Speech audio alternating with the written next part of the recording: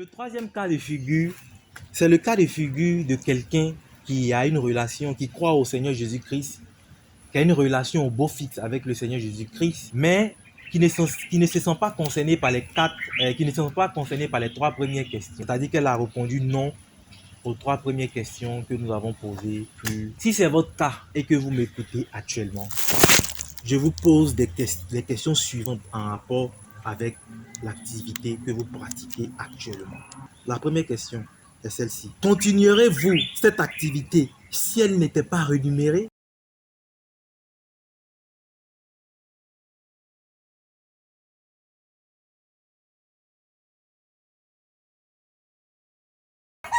Seriez-vous prêt à aller au-delà de vos heures habituelles de travail ou vous impatientez-vous de rentrer à la maison lorsque l'heure de descente arrive?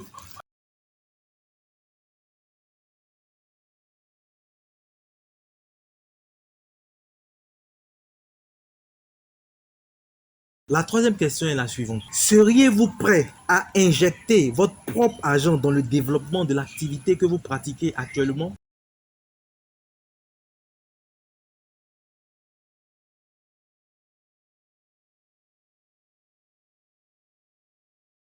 La quatrième question est, entrevoyez-vous des perspectives ou des projets innovateurs dans l'élargissement de cette activité ou l'horizon vous semble tout simplement flou?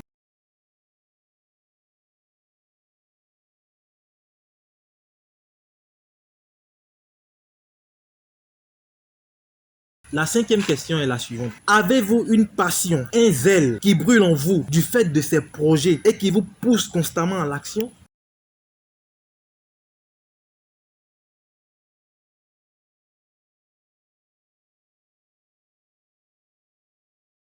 La question suivante est, ces perspectives et ces projets vous empêchent-ils de dormir? Ces perspectives et ces projets vous empêchent-ils de dormir?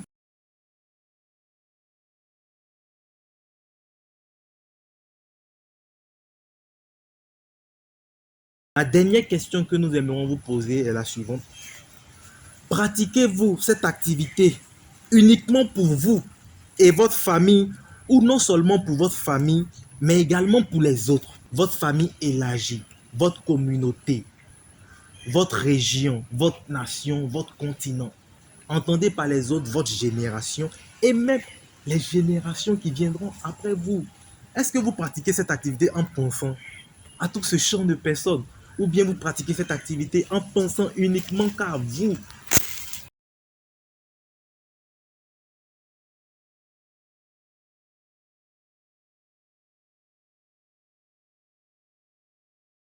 Si votre réponse à cette série de questions, si vous avez répondu non à ces différentes questions, la probabilité que vous soyez en train de vivre votre destinée présentement est très faible. Vous êtes dans le premier ou le deuxième modèle de risque. Vous avez une activité pour subvenir à vos besoins, mais vous n'êtes pas encore dans la poursuite d'un idéal issu de la découverte de votre destinée. Si vous avez répondu sincèrement à ces questions, même si vous n'avez pas les manifestations de ceux qui se retrouvent dans le premier cas de figure, sachez que ce silence ne signifie pas que vous êtes en train de vivre votre destinée.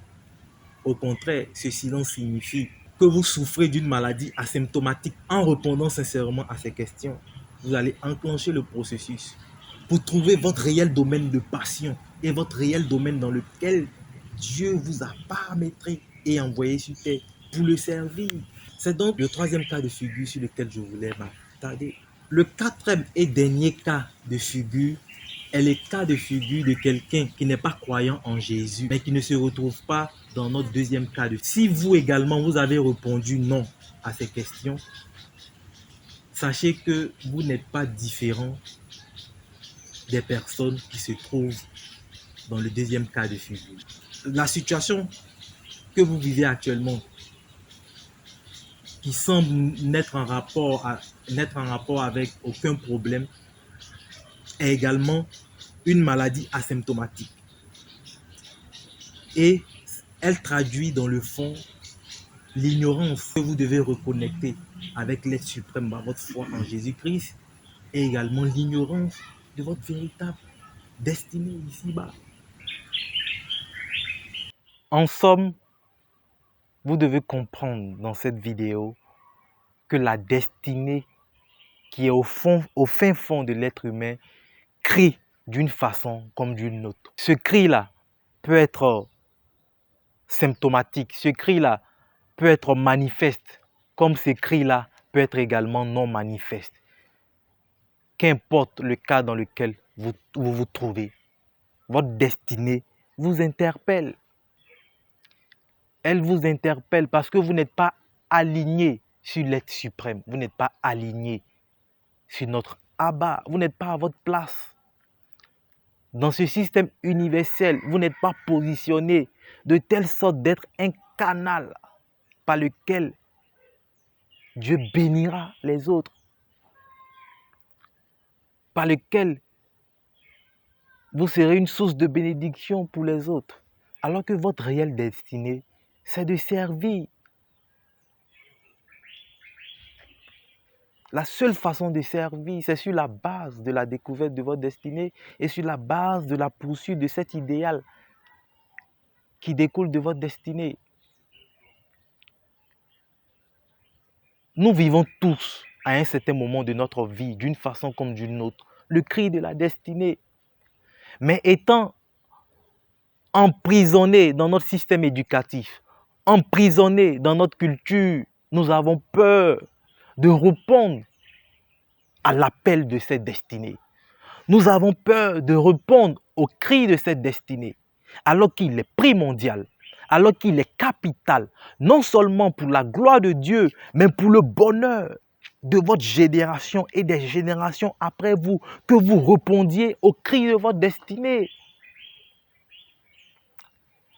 Si vous ne répondez pas au cri de votre destinée, vous nous privez de votre semence. Si vous nous privez de votre semence, vous nous laissez dans l'obscurité. Cette obscurité qui doit diminuer à partir de l'éclat qui vient de vous. C'est pour cela qu'il est capital que vous répondiez au cri de votre destinée. Ne craignez pas l'opinion des gens. Ne craignez pas le qu'en dira-t-on. Seule l'opinion de Dieu et l'opinion que vous avez de vous compte. C'est uniquement ainsi que vous pourriez manifester votre destinée, votre potentiel pour servir votre génération et les générations qui viendront après vous. Je souhaite m'arrêter ici pour aujourd'hui. Nous allons développer ce thème de la destinée dans un autre aspect dans notre prochaine vidéo.